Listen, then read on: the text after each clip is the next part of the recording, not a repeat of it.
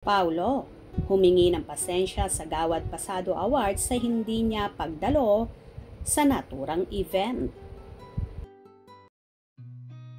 I've seen a lot of change, been through a lot of pain. Some things are not the same as they were a year ago, but all will be okay. I move on each and every day. The past.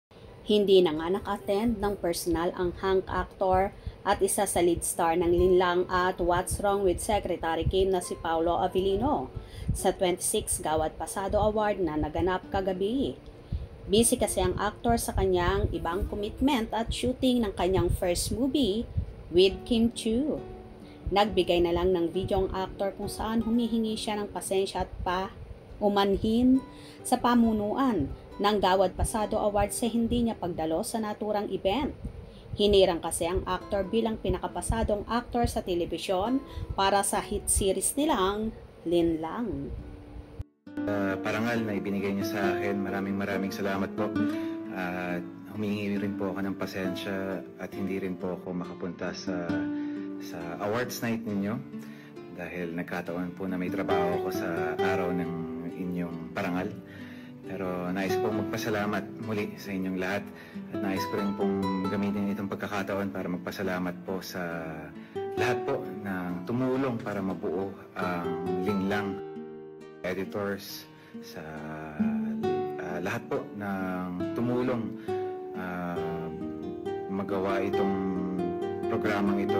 Dinededicate at inaangat ko po para sa kanila dahil kung ano pong pagod po namin sa aming ginagampanan na programa ay doble o triple pa po ang mga pagod ng mga tao na nagtatrabaho sa likod ng camera.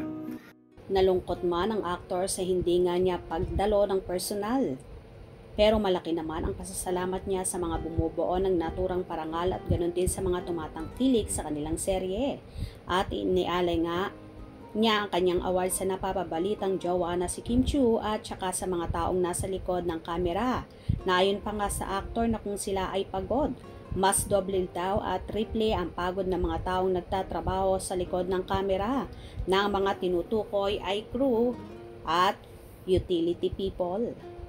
Nagpasalamat din siya sa buong cast ng Linlang, sa director, sa writer nila at sa lahat ng fans na laging nakasuporta sa kanila, lalong higit sa tambalan nila ni Chinita Princess.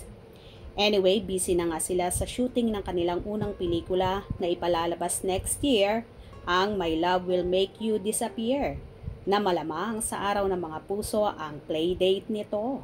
Kaya abang-abang tayo sa mga mainit na magaganap, lalong higit sa Kimpaw na soon ay manggugulo at nalang daw.